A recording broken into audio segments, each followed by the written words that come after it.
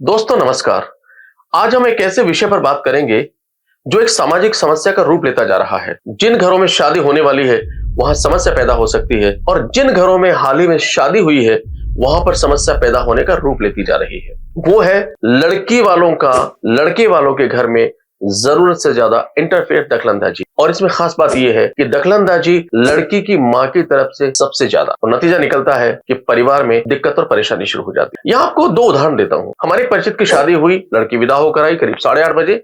2 बजे माँ का फोन गया। माँ ने पूछा तूने खाना खाया कि नहीं खाया, खाना तेरी पसंद का मिला कि नहीं मिला। शाम को फोन फिर किया और अगले दिन से लगातार फोन जाने लगे। फोन पर खाने के बारे में पूछताछ, उसकी सुख सुविधाओं के बारे में पूछताछ, उसका ध्यान रखा जा रहा है कि नहीं रखा जा रहा है, इसकी पूछताछ, कोई परेशान तो नहीं कर रहा है, इसकी पूछताछ।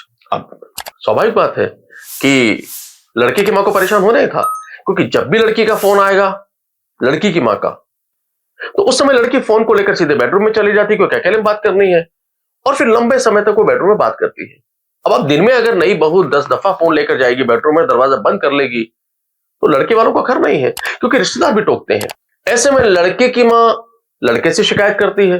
अब लड़का बेचारा क्या करे? अगर पत्नी को कहता है तो जोरू का गुलाम कहलाता है, और अगर मां का फेवर करता है तो फिर ममाज बॉय कहलाता है।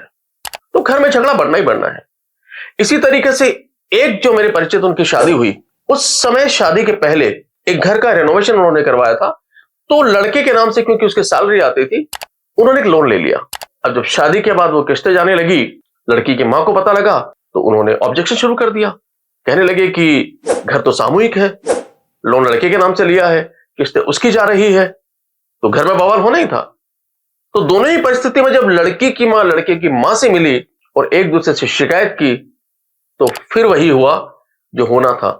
विस्फोट हुआ, मनमुटाव हुआ और मामला तलाक तक पहुंच गया। अब ये मेरा एक सवाल है वधू पक्ष वालों से।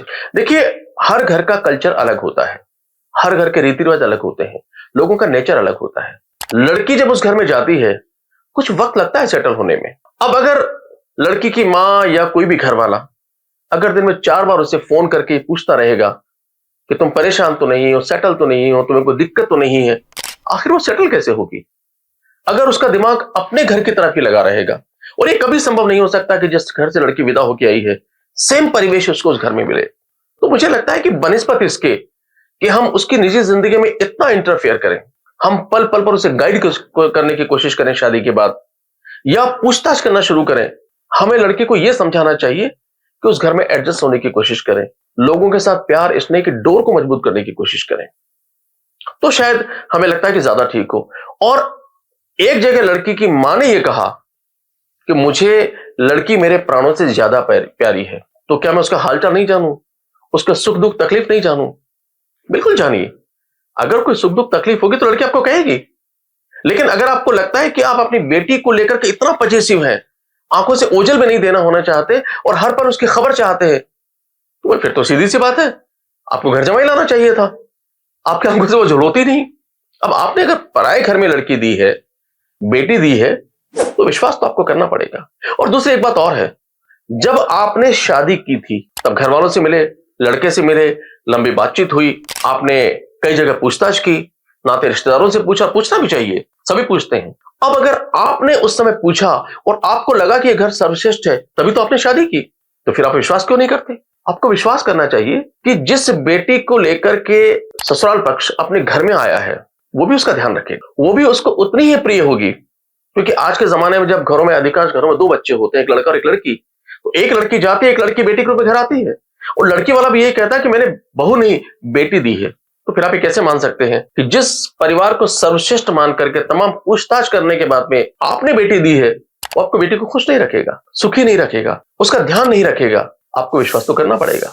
क्योंकि ये मानना कि बेटी के परिवार वाले खुश रखेंगे नहीं रखेंगे, इसका मतलब है कि आपने जो फैसला किया था, आप खुद अपने फैसले पर सवाल उठा रहे हैं। दूसरा, आपका जो वर है, आपका जो दामाद है, शादी के पहले डेटिंग होती है, कई महीनों का गैप होता है, मुलाकात करते हैं, एक दूसरे में अंडरस्टैंडिंग होती है, ये कैसे संभव है कि उसका ख्याल नहीं रखेगा, उसका ध्यान नहीं रखेगा, उसके सुख सुविधाओं का ध्यान नहीं रखेगा?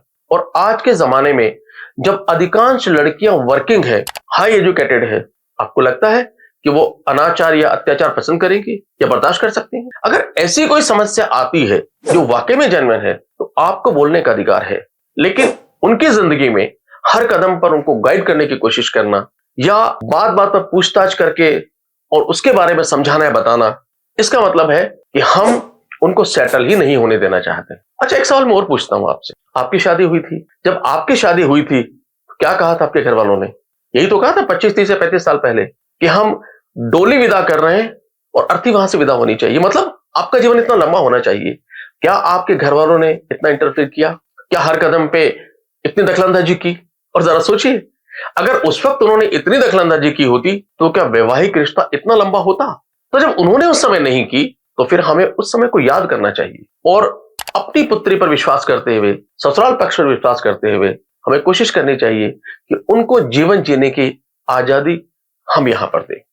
मित्रों, मैंने तो सोच लिया है कि भाई मेरे जिस भी किसी पड़ोसी, रिश्तेदार, दोस्त मित्र के घर में शादी होगी तो मैं उस लड़की की मां से जरूर कहूंगा, बेटी बनाकर ले जा रहे हैं तो मां बाप भी बनकर रहेंगे, विश्वास कीजिए आपसे ज्यादा खुश रखेंगे।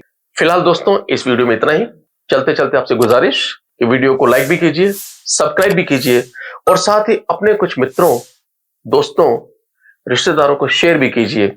हो सकता है वीडियो को शेयर करने से हम किसी परिवार में माधुर्य के रिश्ते को बरकरार रख पाएं और एक नव युगल को जीवन जीने के स्वर्णिम पथ पर अग्रसर कर पाएं। फिलहाल इस वीडियो में इतना ही। अगले वीडियो में फिर मुलाकात होगी आपसे, फिर एक सामाजिक विषय को लेकर। तब तक के लिए नमस्कार।